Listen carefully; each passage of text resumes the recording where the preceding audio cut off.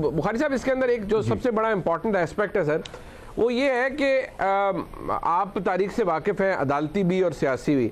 Sir आपके से मैं अगर पहले ये बात पूछ पाऊँ, आपको क्या लगता है यहाँ पार्लियामेंट ने असर्ट कर दिया है and parliament will be able to stand, because at the end of the day supreme court बेशक मुल्क की सबसे बड़ी अदालत है, but it doesn't have the executive force. वो क्या करेंगे, खुद अपनी जेब से तो पैसे नहीं निकाल के कोई इलेक्शन करवा सकता ना। इफ द गवर्नमेंट सेज के लिए हम मजबूर है, पार्लियामान ने रिजेक्ट कर दिया, व्हाट नेक्स्ट? आपको क्या लगता है सर?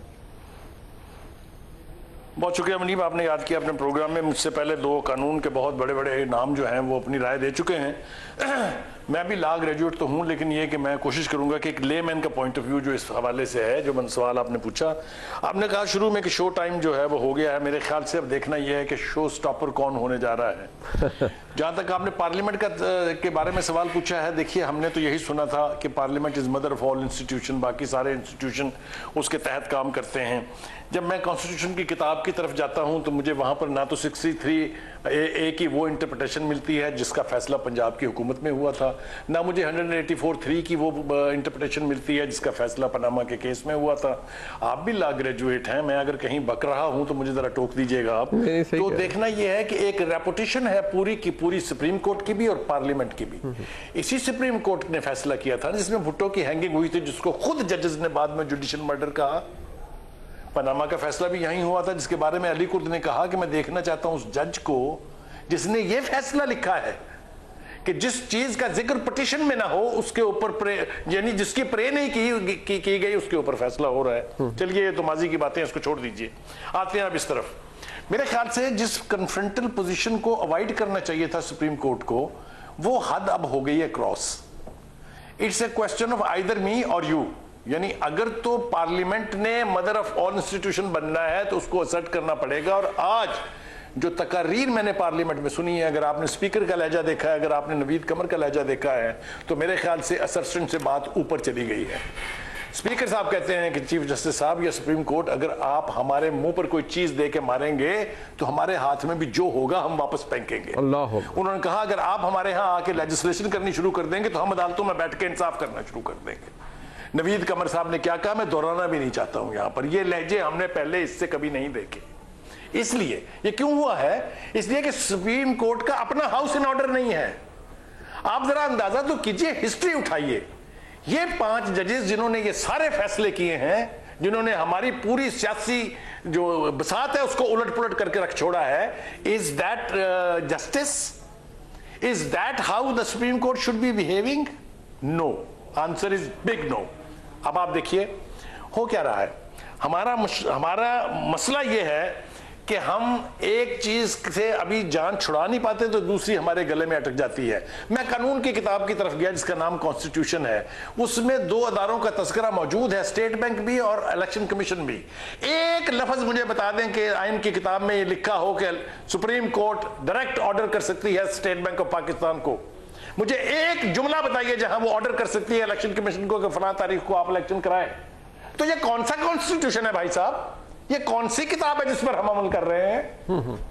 तो जब सूरत हाल इस तरह की ग्राउंड रियलिटीज होंगी तो कुछ भी हो सकता है। मैं हमेशा से ये कहता रहा हूं कि सूरत हाल ऐसी दहज पर पहुंचा दी जाती है, कभी सियासतदानों की वजह से, कभी जर्नलों की वजह से, कभी जजेस की वजह से, कि वो तीसरी कुव्वत अनफॉर्चुनेटली हमारे नसीब में लिख दी जाती है जिसको कभी हम नहीं चाहते कि वो आए। अब भी वही होने जा रहा है। But who will be the responsible for this eventuality? मैं इन ऑल सैनिटी कह रहा हूं, it will be supreme court. But ये जो अभी शुएब शाहीन साहब ने एक नुक्ता उठाया और वो बड़ा वैलिड है बुखारी साहब के। देखिए अगर सुप्रीम कोर्ट ने अपने हुक्म पर अमल दरामद करवाना है तो आर्टिकल 190 भी मौजूद है और in aid of supreme court कह सकती है कि भाई ठीक है, आप हमारे हुक्म की तामील के लिए मौजूद रहें और हमारे हुक्म की तामील करवाएं। मैंने हिस्ट्री कोट कर दी, आप मेरे उस्ताद हैं, मुझे करेक्ट कर दीजिएगा अगर मैं गलत था। तो उस वक्त तो डिफेंस मिनिस्ट्री चला गया था वो खत। तो अब क्या हो सकता है अगर 190 के तहत कहा जाता है कि भाई तमाम रियासती इदारे आए, अगर 220 के तहत नहीं आते तो 190 के तहत आए, काम कराना है, आईनी जिम्मेदारी है, करवा के दें भाई। पहली बात तो यह है कि डिपेंड करता है ऑर्डर की नेचर क्या है। Is that a valid constitutional legal order? पहली बात तो यह है। दूसरी बात यह है कि हां क्यों नहीं भेजा जाएगा? Again here The Supreme Court cannot directly order. It will have to send it to the government. Government की कटसी के थ्रू आप इंस्टीट्यूशन तक रसाई हासिल करेंगे।